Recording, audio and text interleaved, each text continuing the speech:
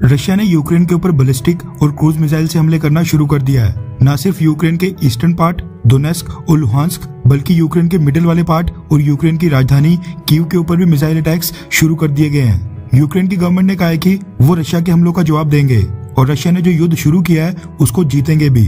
वहीं रशिया ने कहा है कि अगर यूक्रेन शांति चाहता है तो उसकी सेना सरेंडर कर दे। इसके साथ ही यूक्रेन की गवर्नमेंट ने अपने नागरिकों से आग्रह किया है कि वो फिलहाल घरों के अंदर ही रहें और जिन भी लोगों के पास घरों में बॉम्ब शेल्टर्स हैं, ऐसे शेल्टर्स जिनके ऊपर मिसाइल अटैक्स या बॉम्ब अटैक्स का असर नहीं पड़ता है, तो सब अपनी जान बचाने के लिए उसके अंदर जाकर छुप जाएं। वहीं दुनिया के कई सारे एक्सपर्ट्स इस समय इस बात से हैरान है कि रशिया ने न सिर्फ यूक्रेन की सेना के कब्जे वाले दोनबास के दोनेस्क और लुहांस्क रीजन और ईस्टर्न यूक्रेन में मिसाइल अटैक करना शुरू कर दिए हैं, बल्कि यूक्रेन की राजधानी कीव, जो यूक्रेन में सबसे सेफ, सबसे सुरक्षित जगह मानी जाती है, वहां पर भी रशिया ने अटैक करना शुरू कर दिया है। कई एक्सपर्ट्स ये भी कह रहे हैं कि रशिया ने यूक्रेन की राजधानी कीव में स्थित एयरपोर्ट को भी अपने कंट्रोल में ले लिया है। इसके साथ कई सारी एयर स्ट्रिप्स जहां से यूक्रेन की एयरफोर्स के फाइटर जेट्स उड़ान भर सकते थे, उनको भी नष्ट कर दिया गया है, जिसके बाद यूक्रेन के पास अपनी एयरफोर्स यूज करने के ज्यादा ऑप्शंस बिल्कुल नहीं बचे हैं। कई एक्सपर्ट्स का ये भी अनुमान है कि रशिया ने यूक्रेन की राजधानी कीव में हमला इसीलिए किया क्योंकि रशिया और व्लादिमीर पुतिन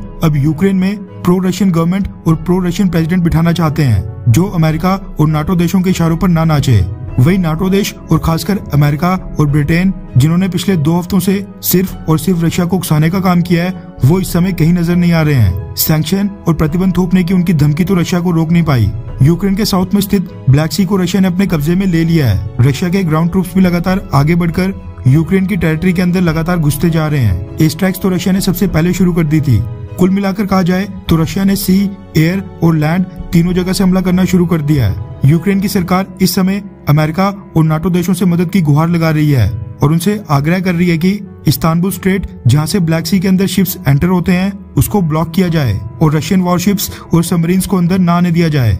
लेकिन टर्की की तरफ से ऐसा कोई कदम अभी तक नहीं उठाया गया है। वही नाटो के पास एक ही ऑप्शन बचा है। अगर वो वाकई में यूक्रेन की सुरक्षा चाहते हैं, जैसा वो पिछले कई सालों से दावा करते आ रहे हैं, तो फिर नाटो को यूक्रेन में अपने ट्रूप्स उतारने ही पड़ेंगे, वरना यूक्रेन ये जंग हार जाएगा। यूक्रेन की एयरस्पेस कमर्शियल प्लेन्स के लिए पिछली रात ही बंद कर दी गई थी, जिसके बाद हजारों इंडियन स्टूडेंट्स यूक्रेन में ही फंस गए हैं और उनकी जान के ऊपर भी खतरा बन गया है। इंडियन गवर्नमेंट कई दिनों से सभी स्टूडेंट्स से वापस आने के लिए कह रही थी, लेकिन कई सारे इंडियन स्टूडेंट्स वहीं रुककर यूक्रेन की यूनिवर्सिटीज और मेडिकल कॉलेजेस से आश्वासन मांग रहे थे कि जब वो सारे स्टूडेंट्स भारत में वापस आ जाएंगे तो उनकी ऑनलाइन क्लासेस हों और उनकी डिग्री लेट ना हो। लेकिन अब ऐसा लग रहा है कि यूक्रेन में डिग्री करना उनको भारी पड़ सकता है। यूक्रेन की एयर स्पेस काफी लंबे समय तक बंद रहेगी।